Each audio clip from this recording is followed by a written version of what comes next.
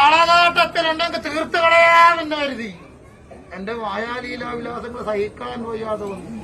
അങ്ങനെയാണ് ശാസ്ത്രത്തിൽ അല്ലേ. അന്ന് ഞാൻ ജനിച്ചുടനെ കാളനാട്ടത്തിൽ കരുതി ഈ ശാസ്ത്രത്തിനെങ്ങനെ വളർത്തണമെന്ന് കരുതി അല്ലേ. ആരപ്പാല് കൊടുത്താലോ അസുരനാകും, കുതിരപ്പാല് കൊടുത്താലോ കുംഭമായ വില കെട്ടും, എങ്കിൽ യോഗ്യവും വീര്യമുള്ള ഗോദാവരി പശുവിൻ പാൽ കൊടുത്തു വളർത്താം ഈ ശാസ്ത്രപര എന്ന് കരുതി അല്ലേ. അങ്ങനെ പാൽ തേടിപ്പോയി. എവിടെയാന്ന് കൊടുക്കറേ പാലുണ്ടായി? ഇവിടെയാണ് പാല് കിട്ടിയിട്ടുള്ളത്. ശാസ്ത്രപര് കുങ്കിയാമയുടെ കട്ടാളവാദത്തിൽ അത് പാല് കിട്ടിയതല്ലേ. അങ്ങനെ ഒരു കുമ്പപ്പിള്ളപ്പാലിന് ചോദിച്ചു പോയി. എന്താ പറഞ്ഞതറിയാ? ഇന്നലെ വരെ പുറംപിള്ളക്ക് പാലും പഴിയരിയും കൊടുത്തിട്ടില്ല, ഇനി ഇന്ന് കൊടുക്കുകയുമില്ല. അകംപിള്ളക്ക് കൊടുത്തോ വന്നിട്ടുള്ളേ പുറംപിള്ളക്ക് എന്ന് പറഞ്ഞിട്ട് അതെന്ത് തടഞ്ഞു.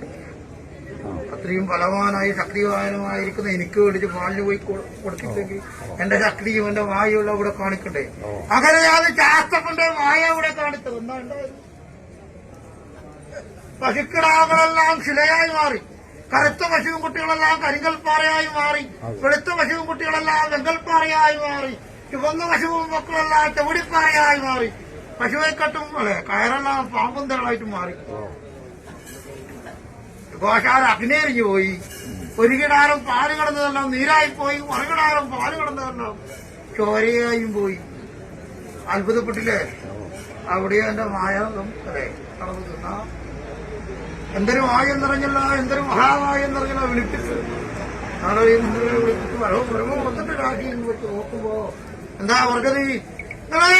കാളകാട്ടിലത്ത് പിറന്ന കാർത്തിക പിറന്ന ഒൻപാല കണ്ട് തിരുവള്ളപ്പുഴയുണ്ട് എന്നാ പറഞ്ഞത്.